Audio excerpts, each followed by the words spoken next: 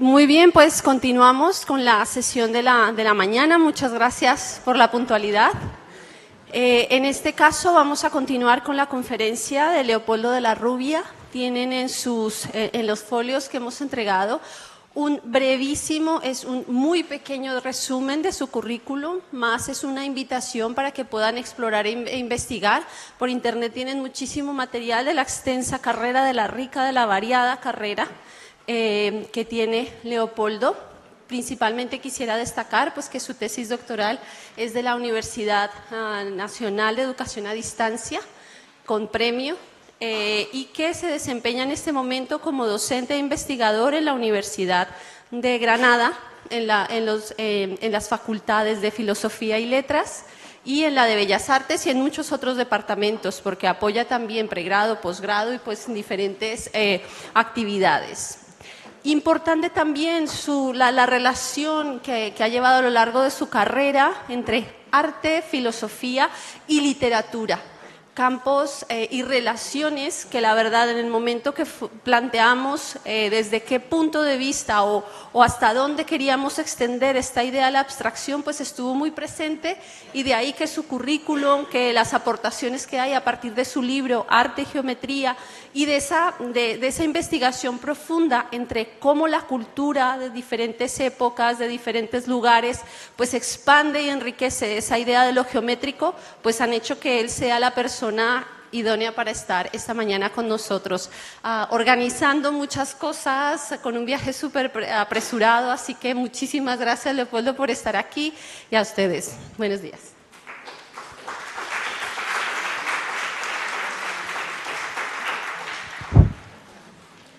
Buenos días. Muchas gracias, Luz, por la presentación. Muchas gracias a las personas con las que he estado en contacto que han hecho posible que hoy esté aquí, particularmente a María Dolores Antigüedad, también a Rufino, y muchas gracias también a Luz Helena por todas sus gestiones. Agradezco desde luego a la UNED y a la institución Thyssen por esta invitación de la cual me siento muy honrado. También agradezco a toda esa intrahistoria de personas que hacen que esto sea posible, de los cuales no conozco los nombres, pero sé que todo esto es realmente complicado o complejo, mejor, y gracias a todos ellos. Y un agradecimiento especial a los asistentes, que en lugar de estar zambulléndose en las playas de nuestro país, pues han venido a sumergirse en el mundo del arte, haciendo su especial singladura en el mundo de la abstracción, ¿no? Que, como decía Wilhelm Bohringer, es el otro gran polo de la sensibilidad artística, sin el cual no es posible una historia cabal del arte. Bien, y doy paso ya a mi propuesta, que es una propuesta que hago desde la reflexión filosófica y también desde la teoría del arte. Hace unos años, una amiga que estaba haciendo una estancia en el Museo de Altamira, en el Centro de Investigaciones y Museo de Altamira, hizo un trabajo que me llamó mucho la atención. Se llamaba 30.000 años de arte moderno. Y hacía justamente referencia pues al background que el arte moderno tiene en el pasado más remoto, es decir, en el Paleolítico superior. De la misma manera que en las vanguardias artísticas muchos se vieron atraídos justamente por el arte primevo, el arte primitivo, también en las neovanguardias, es decir, las segundas vanguardias después de la Segunda Guerra Mundial, pues se vieron atraídos también por el arte medieval en gran medida. Y, bueno, pues antes Guillermo ha estado comentando pues dónde hunden las raíces, ¿no? En los mosaicos, ¿no? En el caso tanto de Vasarely o de Escher, ¿no? Y, sin embargo, yo he encontrado también una relación directa, ¿no? Entre una propuesta del arte ornamental nazarí, granadino, para más señas, y ahí pueden ver también una una imagen de Eusebio Sempere, emulando justamente sin ambajes, ¿no? Pues una lacería, un mosaico nazarí, y finalmente como deriva también formalmente la propuesta también de Vasarely. Bien, tengo por costumbre hacer un resumen de lo que voy a hablar, ¿no? Para que se tenga también una idea aproximada. Ahí tienen el sumario, ¿no? Entonces, que yo haré un pequeño resumen para que no se pierda el hilo, porque para mí es importantísimo la teoría del arte y, de alguna manera, darle respaldo desde un fundamento sólido a las cuestiones que luego voy a desarrollar. Entonces, bueno, pues lo primero que vamos a ver es una especie como de fenomenología de la abstracción geométrica, algunas imágenes pues desde el Paleolítico hasta el día de hoy. Bien, brevemente vemos algunas de las definiciones de arte para centrarnos en la simbólica. Veremos 3 aproximaciones a lo geométrico en el arte, que es en realidad el nombre de mi comunicación. Luego nos concentraremos un poco más en la vertiente simbólico y espiritual de la abstracción, que fue, digamos, teorizada tanto por Wilhelm Bohringer en 1907 como por Vasily Kandinsky en 1910, y ambos vienen a decir la misma cosa. Es curioso, uno desde la filosofía y otro desde la poética de la abstracción, como es el caso de Kandinsky. Kandinsky vio una amenaza en la pintura puramente formal, y la amenaza era la de decoración, ¿no? Que se quedara en mera decoración. Para mí eso es importante como punto de partida para intentar decir o sostener que puede haber una pintura puramente formal que no cae, digamos, bajo esa amenaza de la decoración, y eso es lo que yo intentaré mostrar hoy, ¿no? Seguidamente, en esta secuencia de la abstracción, es muy importante tener en cuenta, porque si no perdemos un eslabón de la cadena, la teoría del unismo de Władysław Strzemiński y su esposa Katarina Kowron, que dio lugar a una reorientación del concepto de abstracción y de su papel, ¿no? Bien, como voy a hablar de la definición simbólica de arte, también al mismo tiempo voy a decir que no todo arte es simbólico.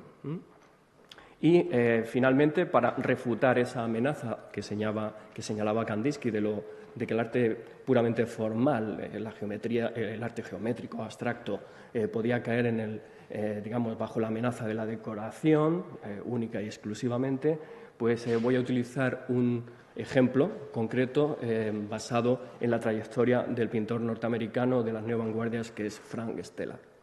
Bien, pues este es el resumen y ahora pasamos a desarrollarlo un poco más. Bien, aquí tenemos una serie de imágenes donde la abstracción y la geometría están patentes. Pues voy a ir citando muy rápidamente, porque no puede ser de otra manera, de izquierda a derecha y de arriba a abajo, ¿de acuerdo? Entonces, pues tenemos arriba y a la izquierda pues una representación abstracta, geométrica del Paleolítico, de una de las cuevas del norte de la cornisa cantábrica. Seguidamente hay una especie de Venus, bueno, es más o menos figurativa, pero aparece ya con unas, digamos, señas de identidad geométricas, ¿no?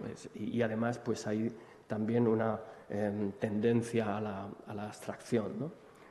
Típica del Neolítico. Lo que hay justamente en el centro de esa secuencia es un petroglifo, un petrograbado de hace 6.000 años, de los cuales hay bastantes en el desierto de Nuevo León y de Coahuila, en el norte de México. Son cientos de kilómetros llenos de petrograbados. Es algo realmente inquietante ver esto, y todos son, la práctica totalidad son abstracciones geométricas, ¿de acuerdo? Entonces, y todas las piedras están grabadas, ¿no? Durante cientos de kilómetros. Es algo realmente increíble. Bien, lo que tenemos al lado es una ornamentación de la época griega, romana, que es geométrica y bueno, pues tiene esa función más bien ornamental. La siguiente, que es una imagen que vamos a ver más adelante, sí da la sensación de que hay una figuración, de hecho se llama Mujeres Veladas, y hablaré un poco más adelante. Bueno, en la siguiente línea pues ahí hay una ornamentación también geométrica celta, luego una runa vikinga, esta que hay aquí central, de la cual he hecho mención previamente, que es de la Alhambra de Granada, pero que además ya da una sensación volumétrica, ¿de acuerdo?, cercana a lo que luego iba a ser el op art. Luego tenemos otra imagen de ese arte denominado de una manera realmente peculiar como precolombino, que no es más que una etiqueta un poco tonta, ¿no? Bien, luego tenemos a la derecha una imagen, una fantasía geométrica de Lawrence Stern, que es del Renacimiento, junto con otros autores alemanes que se dedicaron a desarrollar esa geometría y llevarla al arte. Todo el mundo, mucha gente cree que en el Renacimiento solamente están los que, en fin, Rafael,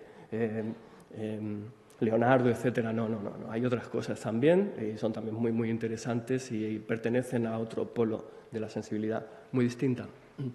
Bueno, más abajo a la izquierda es de Claude Ledoux, es también una fantasía arquitectónica. Algunas de esas fantasías se han materializado posteriormente arquitectónicamente. Bueno, luego hay una obra de Cézanne, muy conocida también, que de alguna manera lo que hacía era geometrizar la realidad en gran medida. Luego tenemos una obra de Juan Gris, otra de Kandinsky. A la derecha tenemos La mujer desnuda bajando unas escaleras de Marcel Duchamp, cuando hacía cosas cercanas al futurismo e intentaba plasmar el movimiento dentro de un formato que es el lienzo, que es estático, ¿no?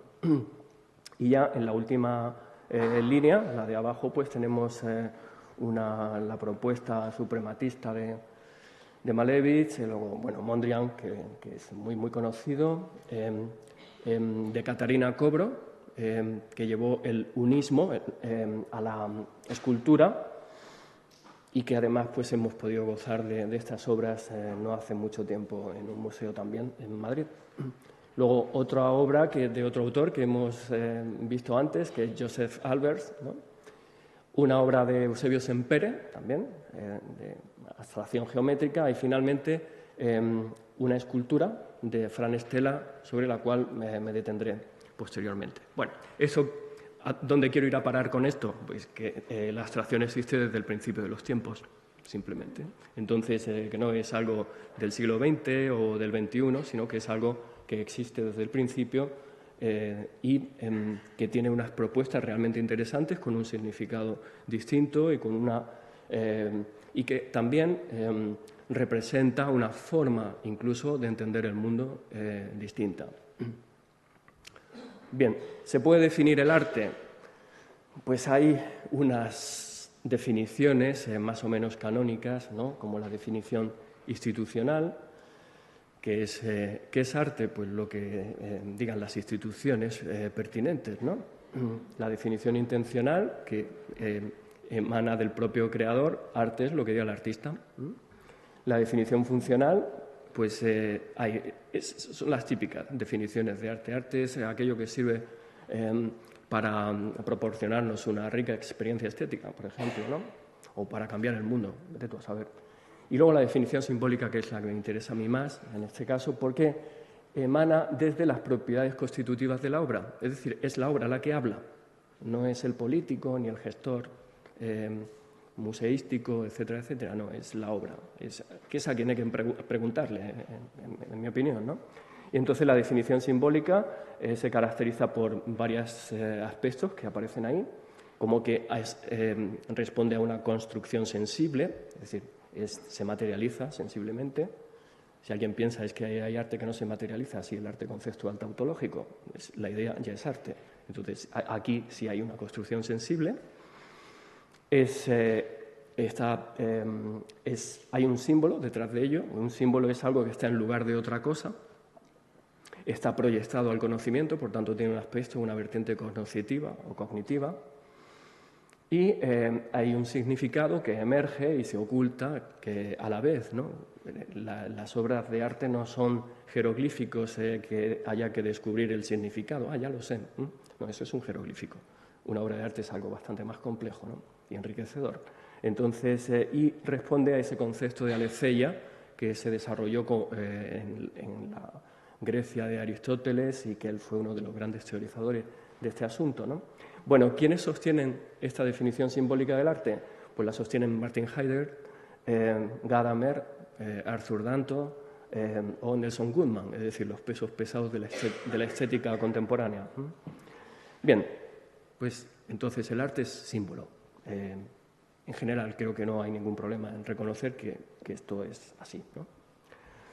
Bueno, aproximaciones a lo geométrico. Pues el título de mi intervención es el valor simbólico, espiritual y experimental, ¿no? Que es lo que va a articular mi propuesta.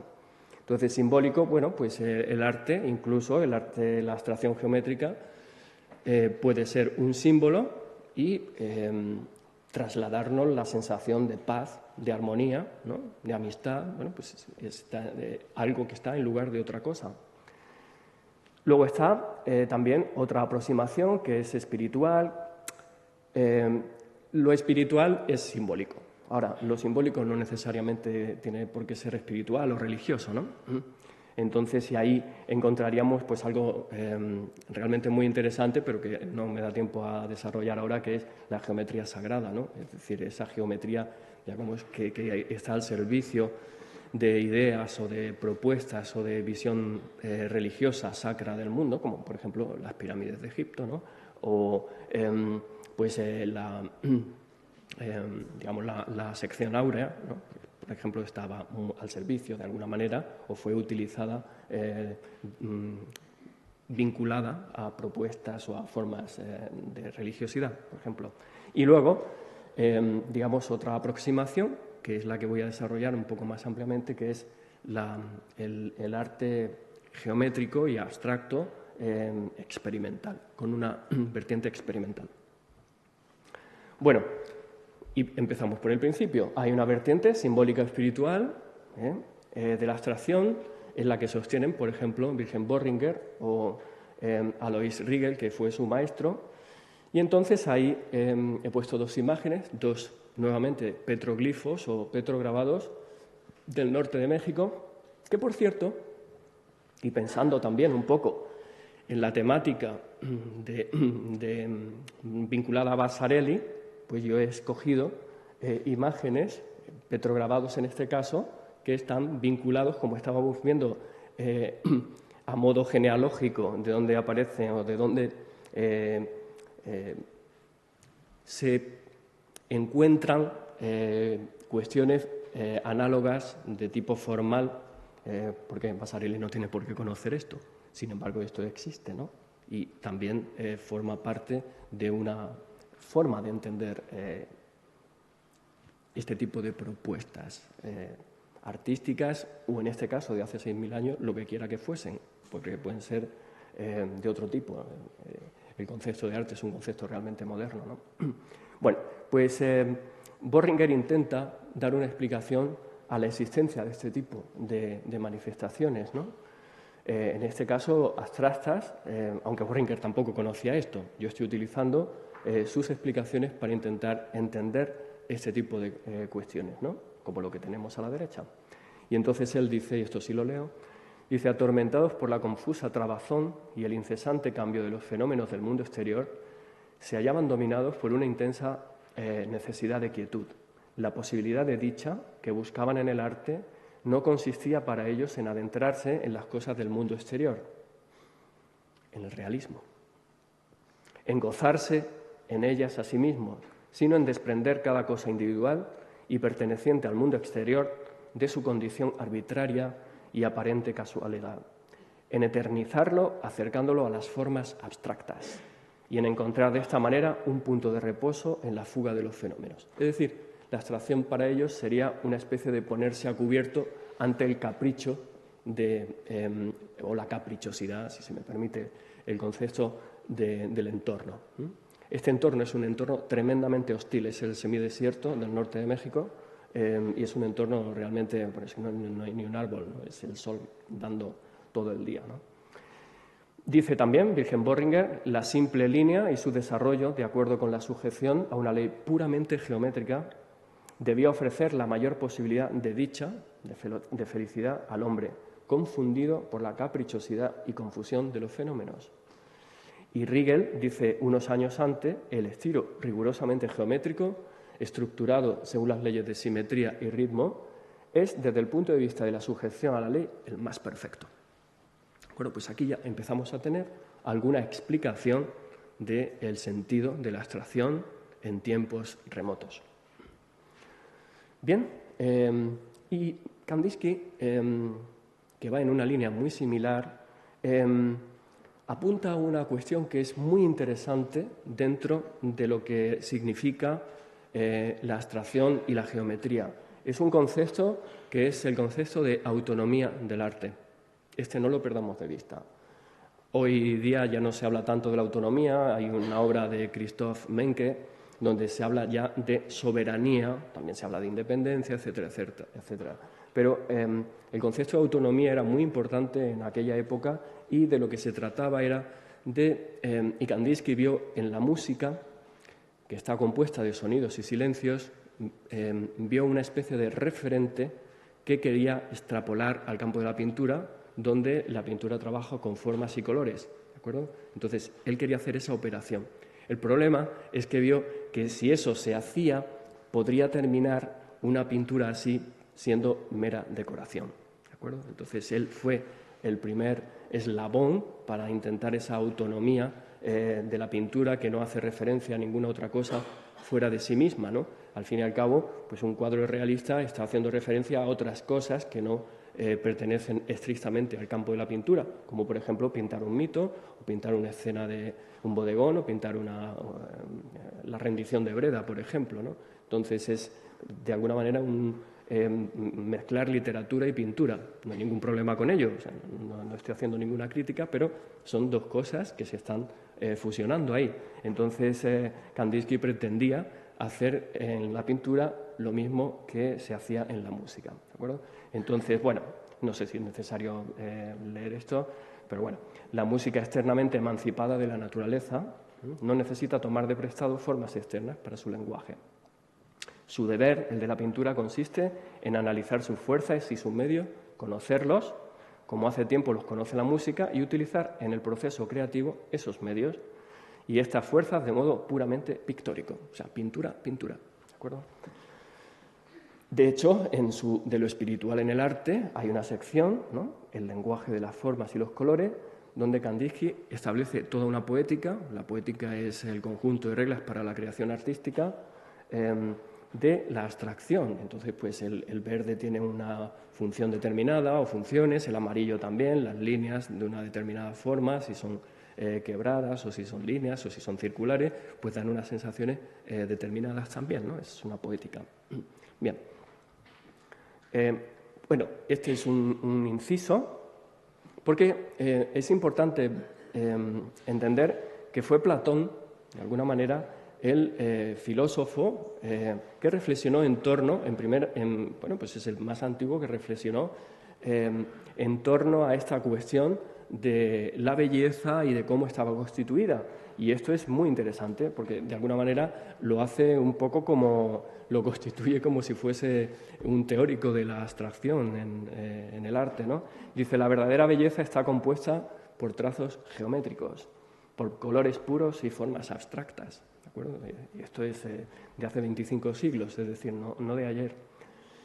Aquí tenemos una imagen, lamentablemente fue destruida el año pasado en Palmira, pues una de mis bajorrelieves favoritos, Porque, bueno, es figurativo, pero está constituido por esas líneas de las que habla Platón. Es las mujeres veladas del siglo I y solamente con esas líneas circulares, elípticas, ya de alguna manera constituye una figura donde una serie de mujeres, probablemente con sus niños, que nada está demasiado explícito y, sin embargo, da una sensación de recogimiento, de cariño, de amor que es verdaderamente destacable a través simplemente de figuras geométricas, ¿no? Bien, y aquí llegamos a esa amenaza que veía Kandinsky, de lo decorativo en una abstracción que fuese extremadamente autónoma, por decirlo así, ¿no? Y dice, si hoy destruyéramos los lazos que nos unen a la naturaleza, es decir, al realismo, o a la figuración, y nos dirigiéramos por fuerza hacia la libertad, contentándonos exclusivamente con la combinación de color puro y forma independiente, crearíamos obras que parecerían una ornamentación geométrica, o dicho de otra manera, parecerían una corbata o una alfombra. Yo voy a combatir esto, aunque entiendo que lo dijera en su momento, ¿de acuerdo? La abstracción geométrica y la reflexión en torno al medio fue algo en lo que muy poco después de Kandinsky, y Kandinsky vivía en aquel momento, desarrollan tanto Katarina Kobro como Władysław Stremiński. Stremiński, que era discípulo de Malevich, por tanto de suprematista, defendió la autonomía del arte, que es el concepto recurrente al que yo estoy haciendo referencia, y la necesidad de la experimentación artística a través de un análisis de la forma, distanciándose del espiritualismo de su maestro. A partir de aquí, la geometría toma un giro distinto, toma un giro experimental. Ya no es símbolo en principio de nada, aunque a mí personalmente me convenza mucho la definición simbólica del arte. Creo que en general el arte es símbolo, pero no siempre. Esta es la cuestión, ¿no? Entonces, a la derecha, en la parte superior derecha, tenemos una magnífica escultura de Katarina Kobro y abajo es una pintura de Stremiński. Entiendo que quizás no sea extremadamente bella, por decirlo así, pero la teoría que hay detrás de este tipo de propuestas es realmente fascinante y merece la pena detenerse. Además, ahora ha salido una publicación de esta exposición que hubo en el 17, donde aparecen el manifiesto del unismo, porque busca la unidad y la organicidad real, no la organicidad, digamos, artificial que ellos denuncian en el barroco, por ejemplo, sino un tipo de unidad mucho más coherente.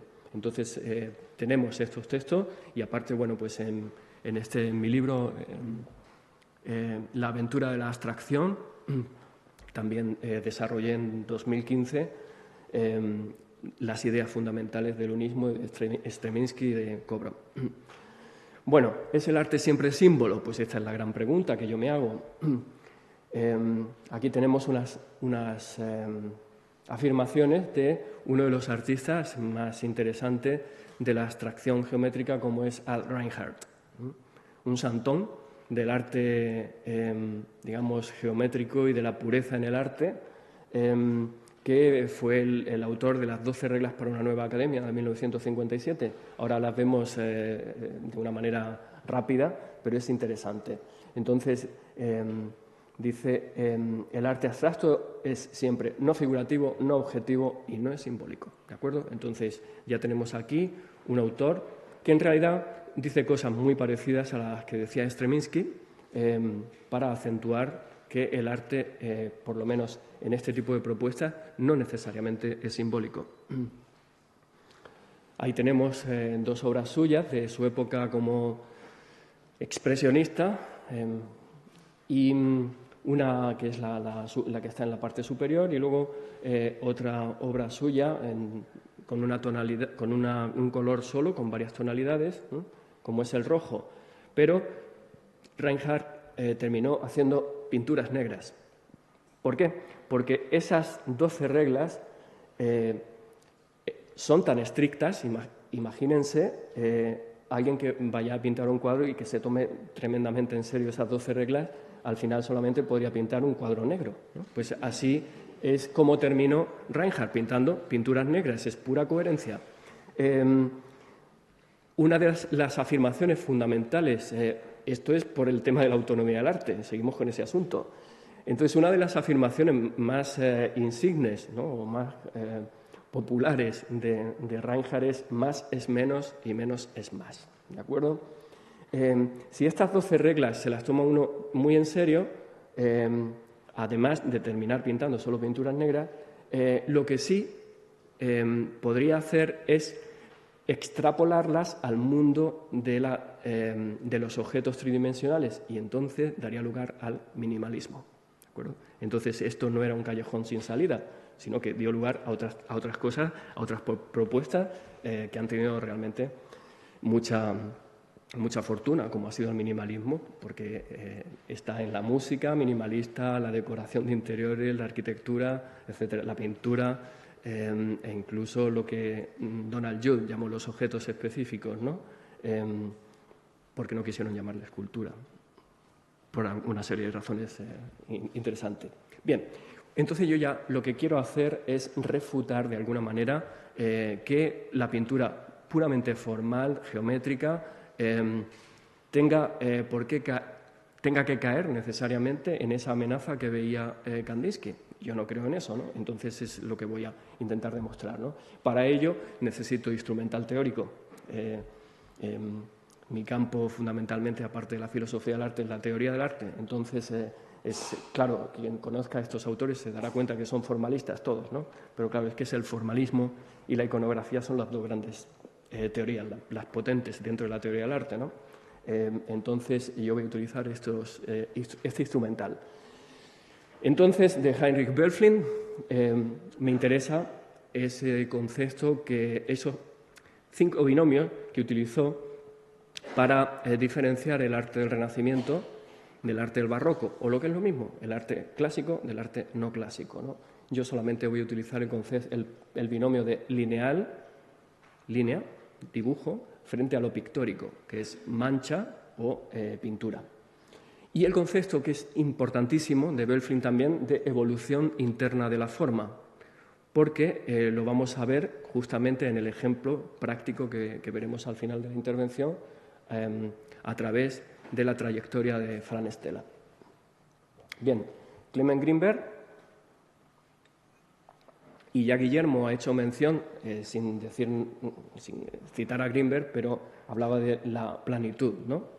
El lienzo es bidimensional, por tanto, para Greenberg, pero también para Stremiński mucho antes, si un lienzo es bidimensional, la pintura no puede ser profunda, ni puede haber trampantojos, ni puede haber, digamos, ilusionismo, ¿no?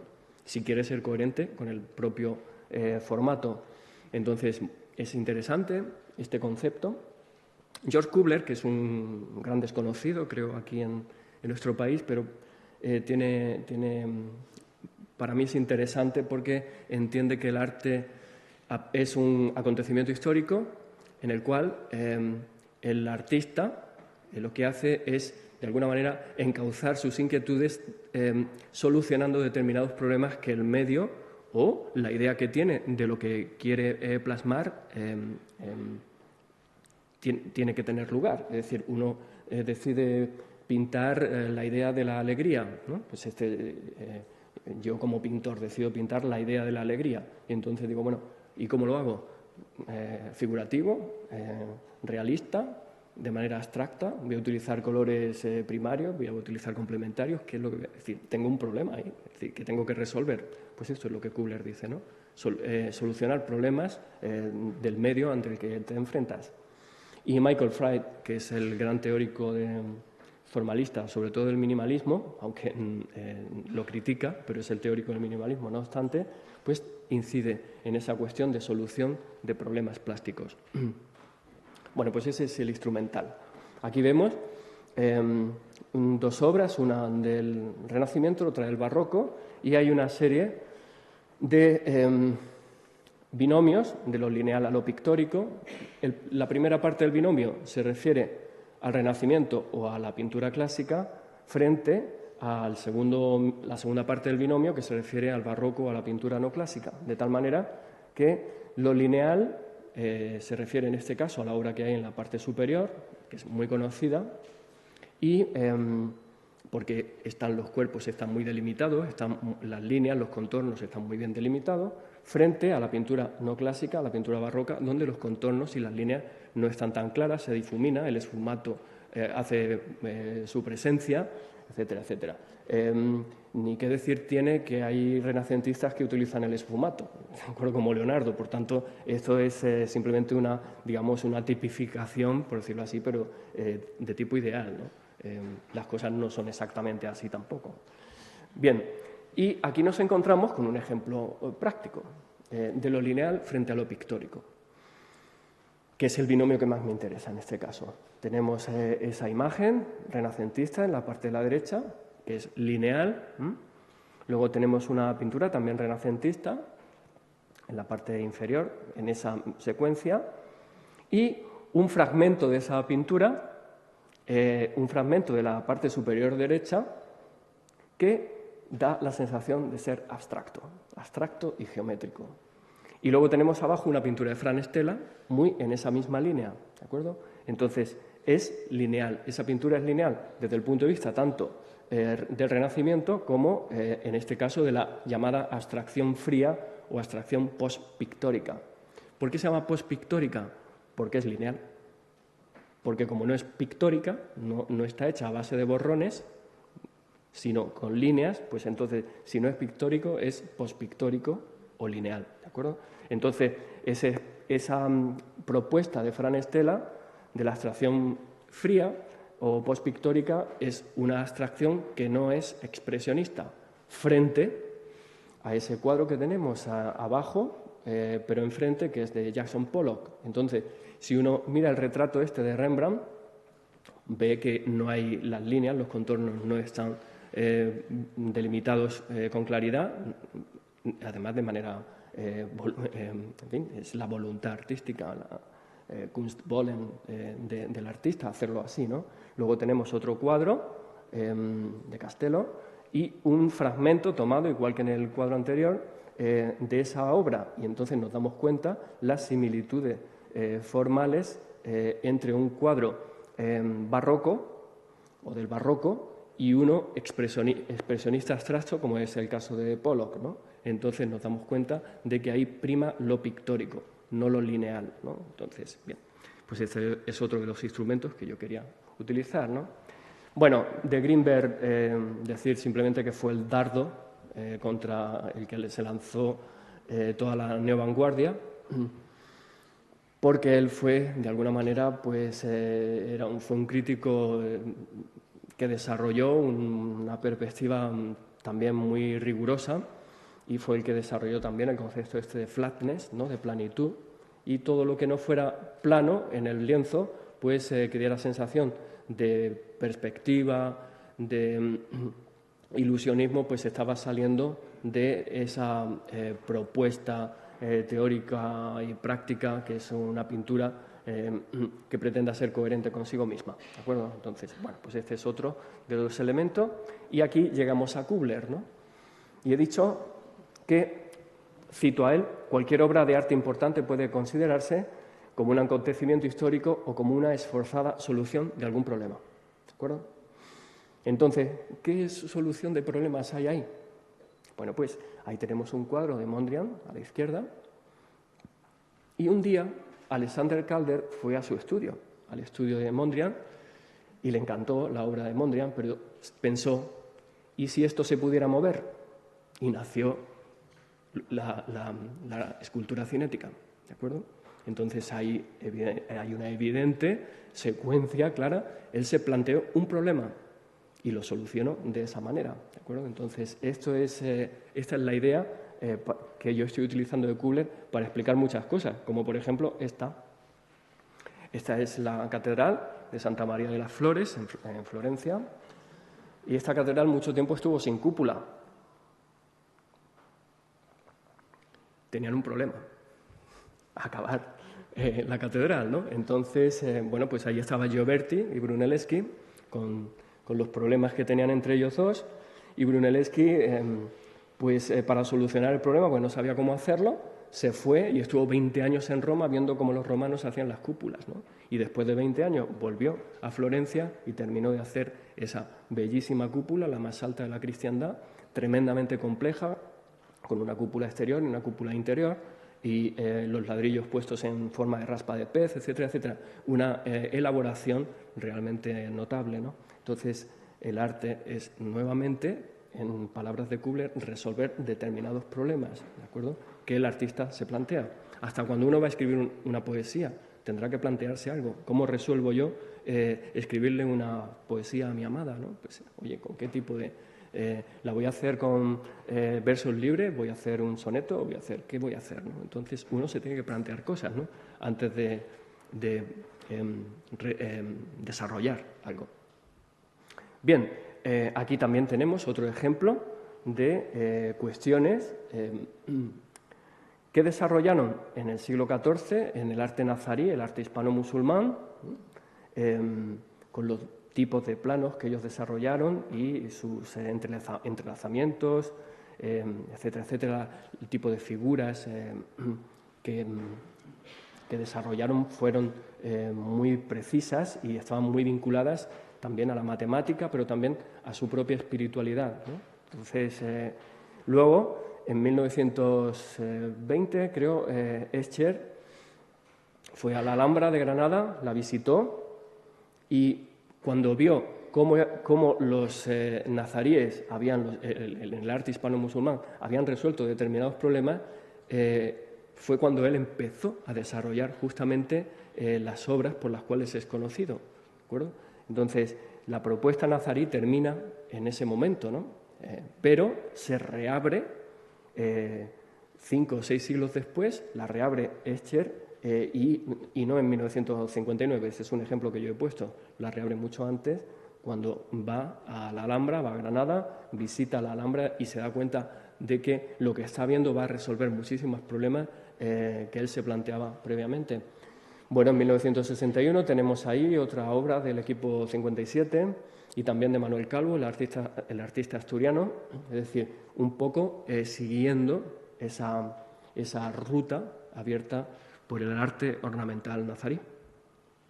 Y aquí tenemos algo que vimos al comienzo, es la vinculación que yo he querido ver, que me parece, en fin, hasta cierto punto evidente, de el arte nazarí y el op art, ¿no? Como estábamos viendo de alguna manera que no tiene por qué haber sido conocido, ¿no?, por Vasarely, aunque me imagino que sí, porque era amigo de Semper y a Semper le encantaba la Alhambra, entonces igual sí, Entonces, pero ahí está bastante claro. Y de hecho, la imagen de la Alhambra, la que está en la parte inferior izquierda, ya da una sensación de arte óptico, es decir, justamente al utilizar ese tipo de ángulos, al achatar determinadas cosas, ahí hay una sensación óptica. Bueno, Freud sigue esa misma cuestión. En el tercer párrafo, en lo que aparece sobresaltado en amarillo, dice: las obras de Stella ofrecen soluciones más coherentes a un problema particular, ¿no? A propósito de lo que hace Stella y lo que hacía Mondrian, ¿no? Entonces, una obra de arte acabada puede haber resuelto una serie de problemas de tipo emocional que se pretenden plasmar o de otros tipos, ¿no? Pero ese mismo tipo de cuestiones, otro artista las puede resolver de otra manera, igual más brillante o igual más mediocre. Es decir, pero esto es algo que es un aspecto recurrente. Es decir, que un artista se plantee qué pienso hacer y cómo lo voy a hacer, ¿no? Y ya con este instrumental teórico creo que ya estamos dotados, ¿no?, para entender la secuencia que vamos a ver ahora de la obra tremendamente coherente, en mi opinión, de Franz Stella. Bien, aquí tenemos, dentro de las obras que vamos a ver de Stella, que van a ser, yo las he dividido en 6 etapas. Por cierto, cuando yo estoy viendo la obra de Stella, en 2011 en la Galería Nacional en Washington, D.C., hice fotografías sin flash. Hice fotografías de todas las obras que había.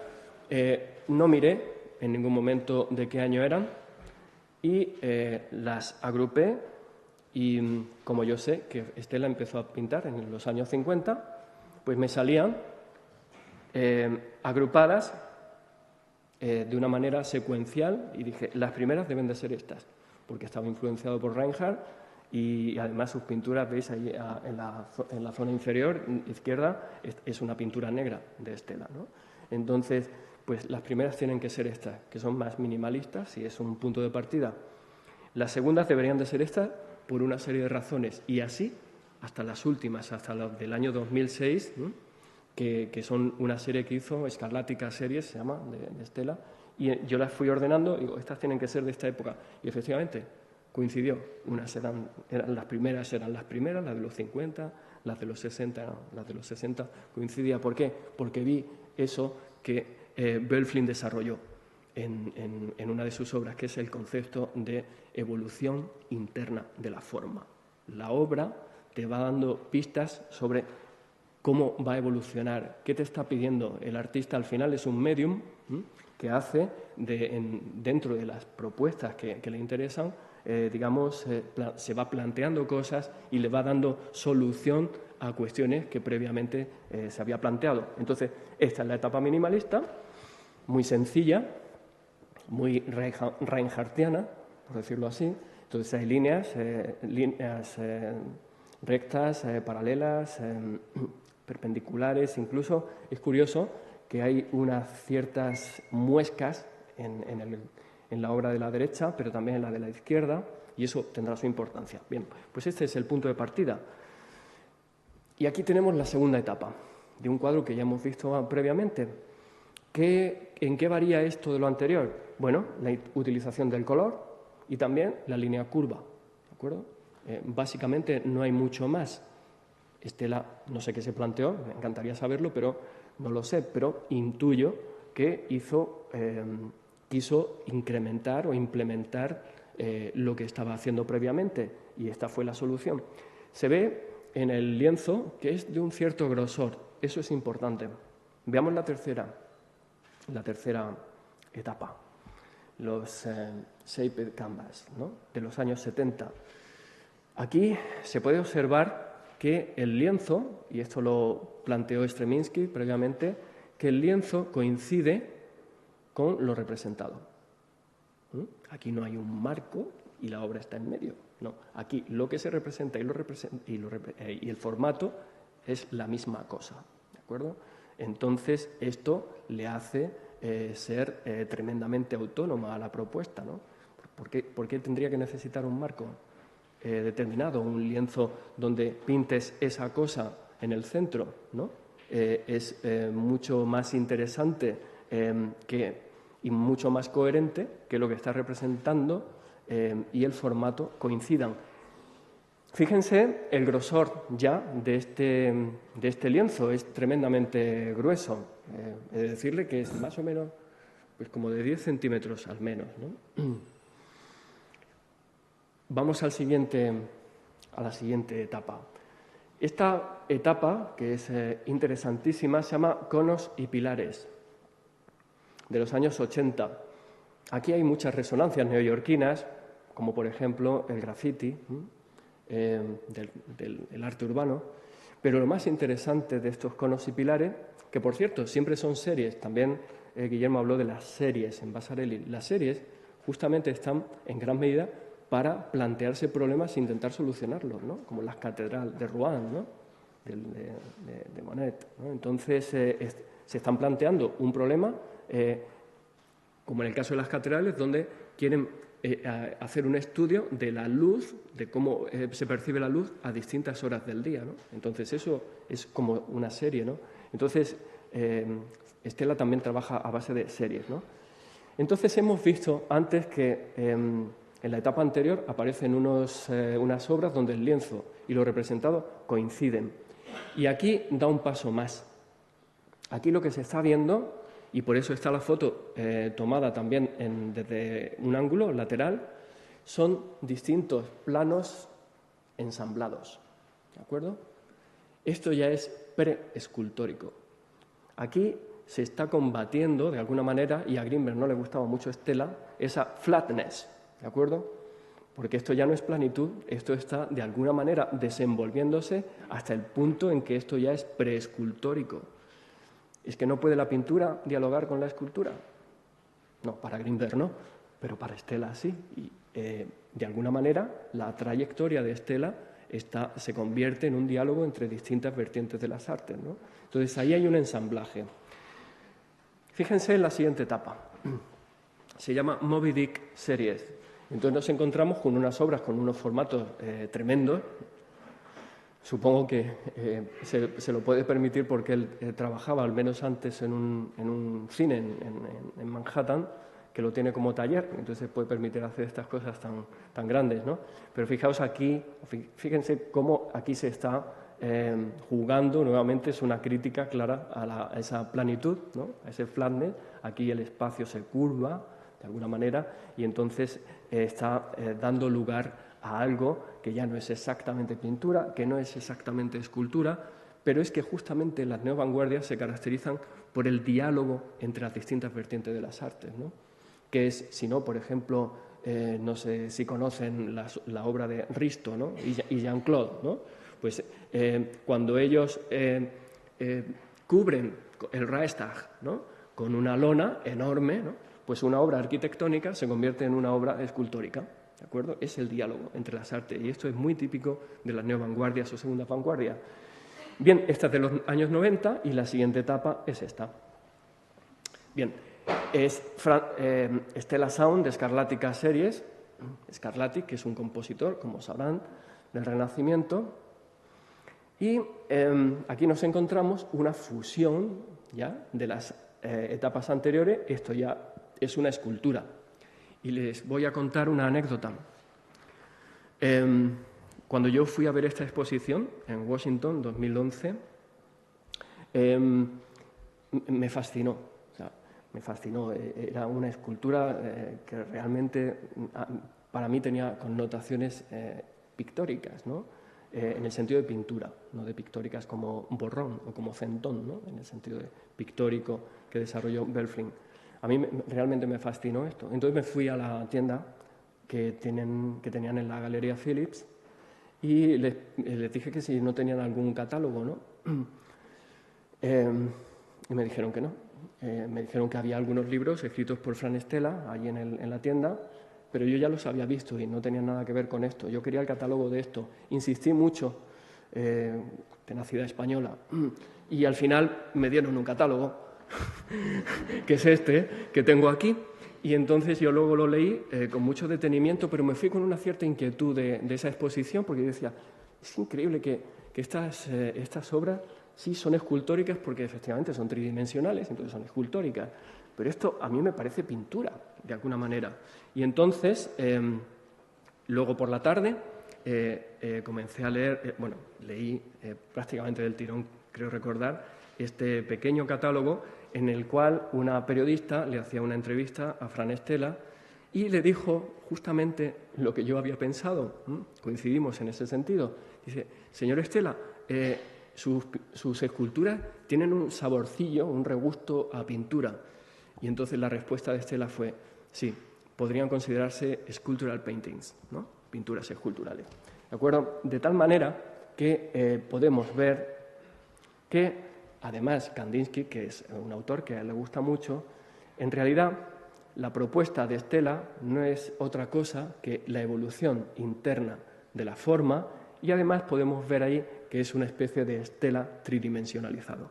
¿De acuerdo? Entonces, aquí ya se puede ver esa evolución interna de la forma, esa trayectoria tremendamente coherente de Fran Stella, donde hay una conceptualización tremendamente teórica, práctica, hay un desarrollo muy potente de una serie de ideas y de una visión de resolver determinados problemas y de además conjugar o llegar a un camino en el cual la escultura y la pintura andan de la mano. ¿De acuerdo? Entonces, este ha sido, de alguna manera, mi idea de cómo es posible que una pintura puramente formal, como decía Kandinsky, no sea meramente decorativa. Es verdad que uno puede pintar. Estoy seguro que si de los 100 y pico que estamos aquí ahora mismo decidiríamos coger un folio y pintar algo de abstracto, pues el 50% no iba a estar demasiado mal. Incluso algunos seguramente estarían bastante bien. Y serían muy decorativos. Pone un marco, ningún problema.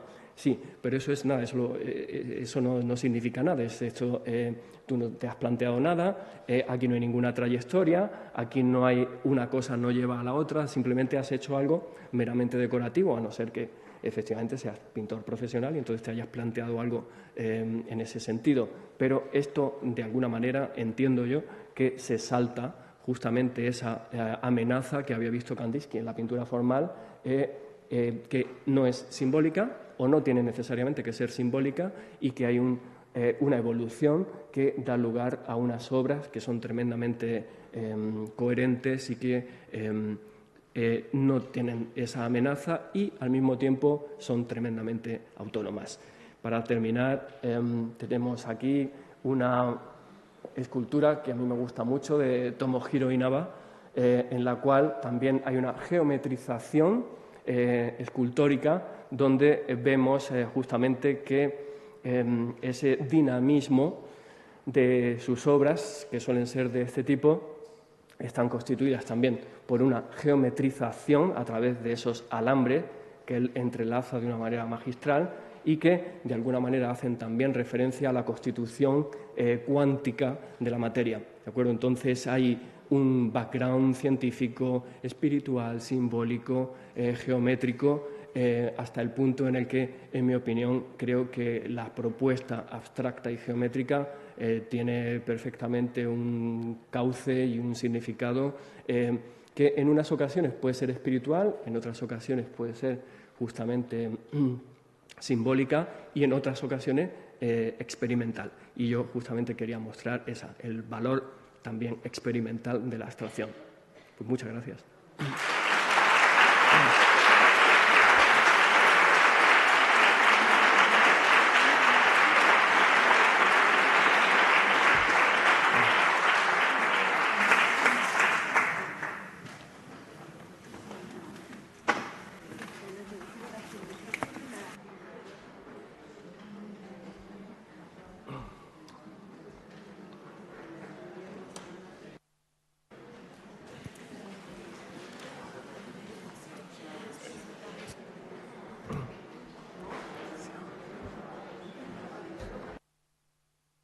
Dar 5 minutos entonces si tenemos preguntas, intervenciones que queramos hacer en este momento.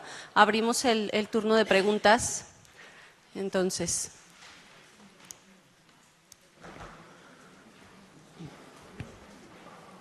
¿Alguna pregunta, inquietud, comentario?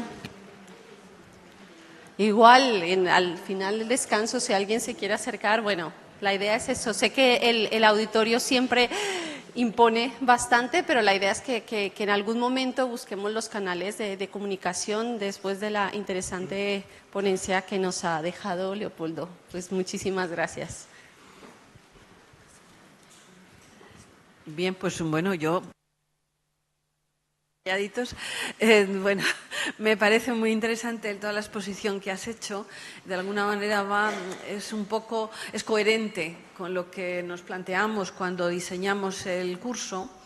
Y bueno, hay que recordar ese libro tuyo que de alguna manera nos abrió los ojos a todo el mundo y que creo que bueno, en tu exposición ha quedado claro. Pero sobre todo hay una cosa que me ha gustado mucho. Y es, aparte de un planteamiento, en cierto modo, muy académico y muy sistemático de lo que querías hacer, pero sobre todo introducir lo que es tu propia apreciación personal. a qué conclusiones has llegado con ejemplos que has visto, que has vivido y que has analizado. Yo creo que eso es un valor añadido a tu intervención y yo creo que es del interés de todos nosotros. Creo que se ha hecho primero con la intervención de Guillermo y luego con la tuya, de alguna manera se ha trazado todo ese ámbito temporal y toda esa evolución desde los orígenes. O sea que muy bien, yo te quiero agradecer tu participación. Creo que sobradamente has cumplido con nuestros deseos aquello que queríamos que dijeses. Y no lo sé, yo invito a todos los asistentes que alguien más, no sé, muestre su opinión o que pregunte alguna cosa que, yo creo que seguro que se le ha quedado. Creo que ha quedado todo muy claro. Bueno, también es cierto. Si alguien que se anima finalmente.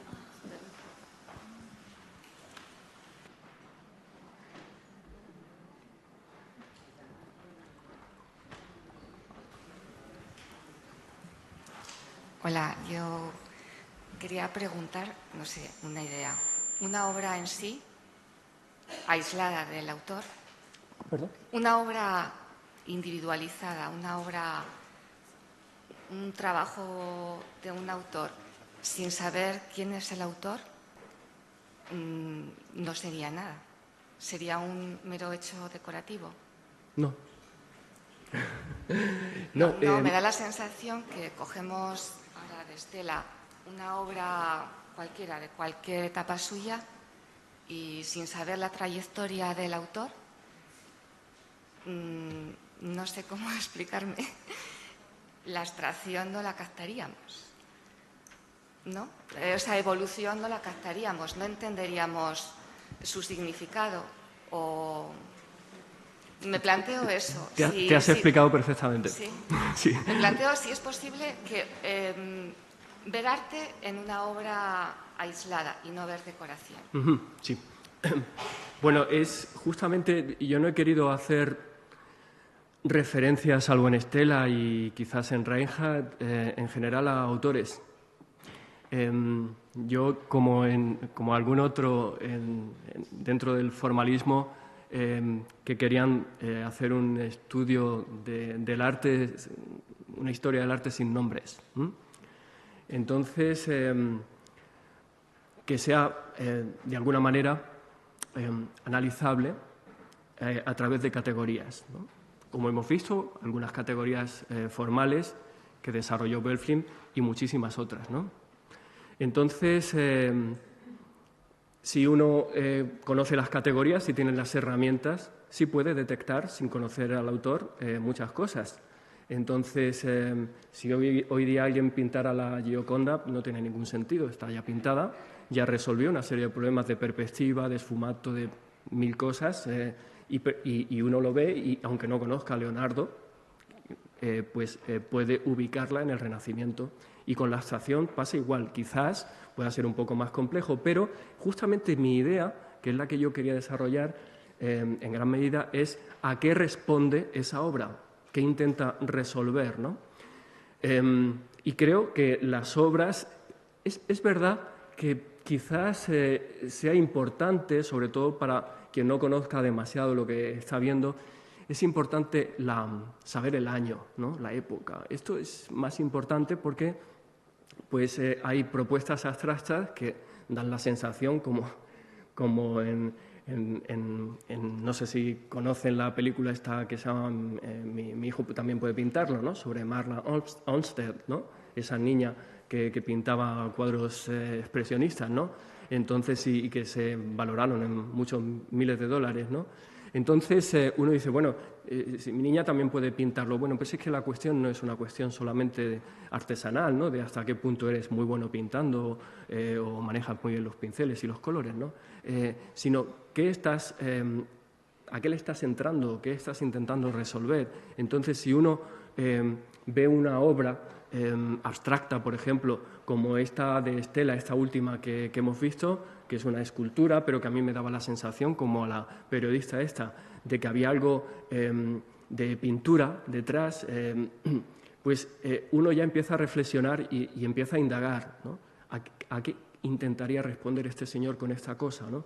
Entonces uno puede, y es tremendamente legítimo, disfrutar desde el punto de vista estético con una obra, pero también puede zambullirse en la intrahistoria de esa obra y ver a qué responde, qué cuestiones se podría estar planteando el autor, buscar el contexto y de esa manera, aunque uno no conozca la historia del arte al completo, pueda ubicar, ¿no?, a través de categorías formales y de cuestiones que se haya podido plantear el autor, a qué época o qué cuestiones se estaría planteando dicho autor. Entonces, sí se puede, y además yo lo procuro hacerlo así, no quiero tanto saber los nombres, no me interesan las biografías de los autores, quiero ver qué es lo que me están planteando y de qué manera lo hacen y si lo resuelven de manera adecuada, ¿no? Entiendo que esto puede tener algo de frialdad, ¿no? Pero es un acercamiento, es una aproximación de tipo teórico. Luego a cada uno puede llamarnos la atención o como suelo yo decir, en cada uno, en función de cómo, de nuestro background, de nuestro, digamos, experiencias y de lo que nos gusta y lo que no nos gusta, la obra va a resonar dentro de nosotros de una manera distinta. Por eso no siempre sentimos las mismas cosas ante la misma cosa, ante las mismas obras, ¿no? Resuena de manera distinta porque tenemos distintas experiencias y distintas formas de ver las cosas, ¿no? Pero sí, yo entiendo que una obra incluso abstracta que plantea algunos más problemas más que una pintura figurativa o realista, también se puede ubicar en una época, en un estilo, en una propuesta artística determinada y ver incluso, indagar, explorar y entresacar la propia calidad, la condición de artisticidad de dicha obra. Creo que sí.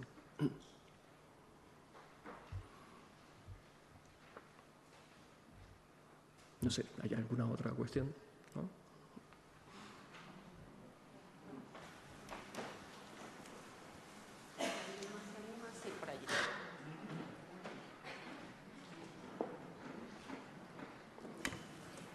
Hola, buenas.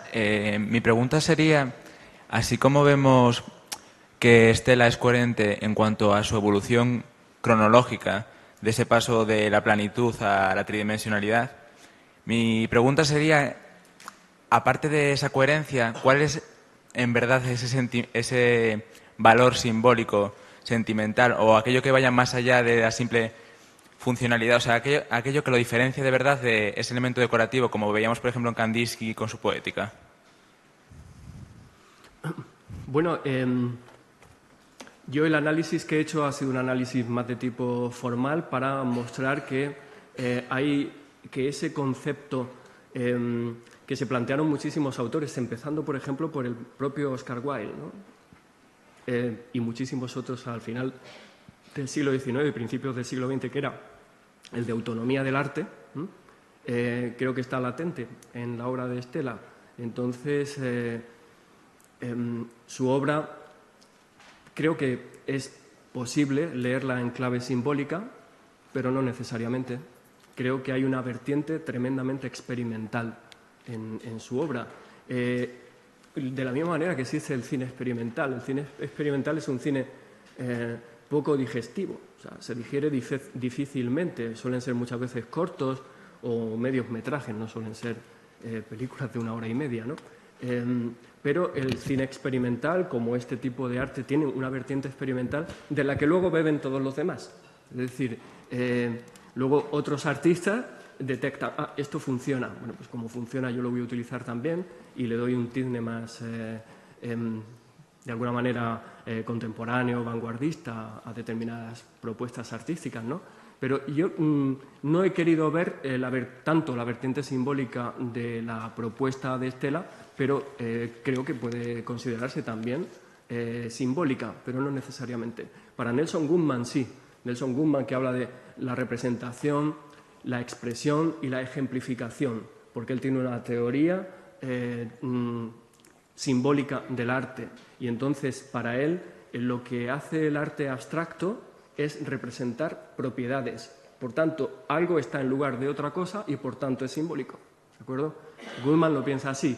Yo pienso como Reinhardt que hay cosas dentro del arte abstracto que no necesariamente son simbólicas, pero no hay ningún problema en verlo de esa manera. Si uno quiere ver, por ejemplo, en esta serie Conos y Pilares, la vertiente simbólica, sí, tiene un sabor bastante citadino, ¿no? Bastante de gran ciudad, ¿no? Con esas, digamos, connotaciones al graffiti, a la ciudad, a una forma de construcción de lo que estamos visualizando. Es decir, creo que puede tenerlo, pero no es necesario, ¿no? Y entonces, en ese sentido, Fran Stella también, además de salvar esa amenaza de lo meramente decorativo para que las obras abstractas no se conviertan en alfombras o corbatas, pues además de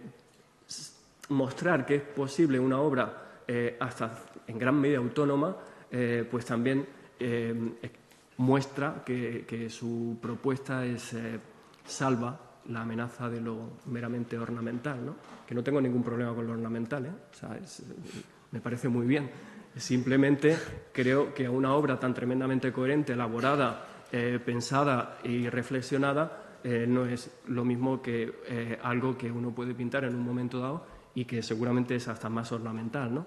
Pero es algo aislado y que es algo tremendamente subjetivo. De alguna manera, este tipo de propuestas tan coherentes hacen del arte una especie casi de ciencia, ¿no?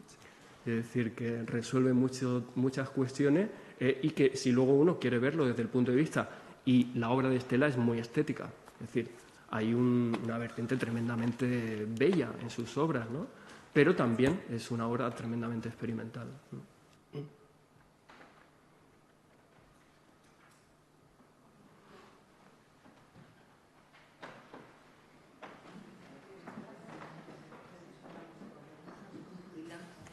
Pues damos entonces por concluida la intervención de Leopoldo de la Rubia y bueno, vamos a ir un poquito más adelante. Gracias, Leopoldo, la verdad que ha sido un placer. Gracias a vosotros.